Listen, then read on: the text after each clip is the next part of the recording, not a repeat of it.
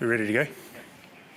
Just before I take questions, I'd just like to take this moment to pass on my condolences to the McCarthy family on the sad passing of Cam. I had a year coaching Cam and amazing human.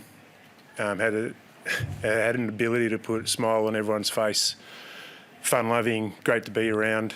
And I know it's been a really tough 24 hours for Cam's friends, Cam's family and the Freo family, and some of our players have done it tough, and I was really proud of the way they were able to go out there and compete tonight, given the difficulties of the last 24 hours. So, just to Cam's family, I'm thinking of yous and could only imagine what you're going through. How are you? Oh, you sort of, in this mode, you sort of think about everyone else. Like I said, some of our players have known Cam for a long period of time and continued those relationships, post him playing for us. So you really, start thinking about them, and it does make you reflect and how grateful we are to be doing what we're doing and being where we are. So,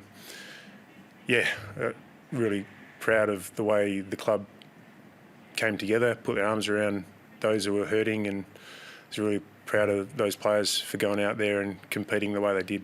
How did you handle the day and informing people and managing emotion? Yeah, Joe Bridie did a great job getting around those who we knew that were close to Cam, visiting those guys and making sure that they felt safe to make a call whether they wanted to play or not.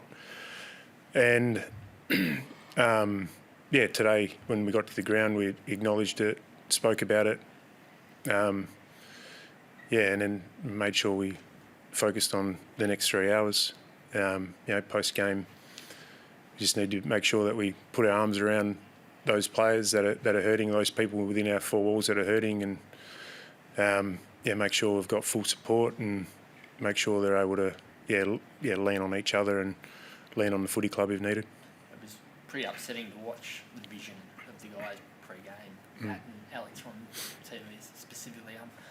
Should the game have been delayed, gone ahead? Was there ever any talk that these blokes didn't need to go out there or shouldn't need to go out there and play? Yeah, it's not really something I've thought about. Yeah. It wasn't a conversation that came across my desk anyway. And, like I said, I'm just proud of the players that were affected and how they performed and how they went out there and competed.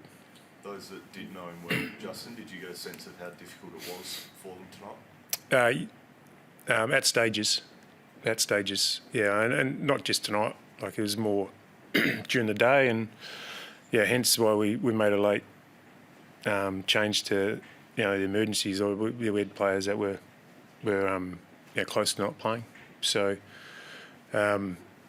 reiterate, proud of the way they went out and competed in difficult circumstances.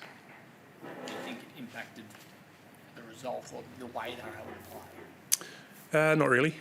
No, that's what makes me proud. Like, you look at three-quarter time and you look at the stats, we're up in contested ball, we're up in inside 50s, we're turning the ball over in our front half. We've had more shots from stoppage, equal shots from turnover.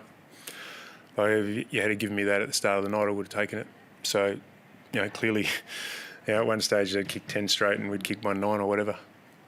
We had 26 shots on goal for, I think, 18 scoring shots and 8 missed shots. So that was the story of the game. What do you do over the next few days now to really look after everyone? Make sure we do things together. Make sure we keep checking in on each other. Make sure that the players that are affected have got multiple avenues that they feel comfortable with and can go to. So, this is why you play team sports, not specifically a situation, but so you can go through the tough times together and you've got people to lean on. And that's what trademark and connection's all about. So we need to stand true in these difficult moments.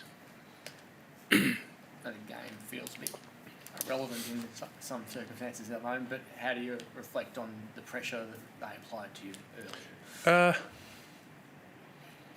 Yeah, well, I thought, I mean, there's at times we over-handballed and our execution let us down, which allowed them to pressure. Thought there was times when we turned the ball over, especially in that second quarter, in areas that we couldn't defend, and then we couldn't tidy up our mess at times. But largely, we didn't, until the last quarter, we didn't get stuck in our back half. I think it was 26 forward half turnovers to 10 at three-quarter time. They were just able to cash in a bit better, and maybe that was because of their pressure and their ability to go from those situations, but felt like it was a bit of us turning the ball over in areas that we didn't really want to turn the ball over, whether it was shallow entries or kicking it to unpredictable areas for us. So, the scoreboard says that at three-quarter time we'd had more shots on goal. So sometimes when you kick points, you do get the game played in your front half a little bit more. So I understand that can be flawed at times, but I mean, I don't think the scoreboard, what was it, 48 points or something like that at the end, I don't think that's a representation of how the game was played. Why do you think you were so inaccurate tonight? Well, a little bit it was, their pressure inside forward 50 and us not trusting ourselves just to take the extra step to make sure of the finish. I thought that was the case in the first quarter in particular. We had some shots where we actually did a good job of creating a bit more space for it, but then we just rushed the last little bit.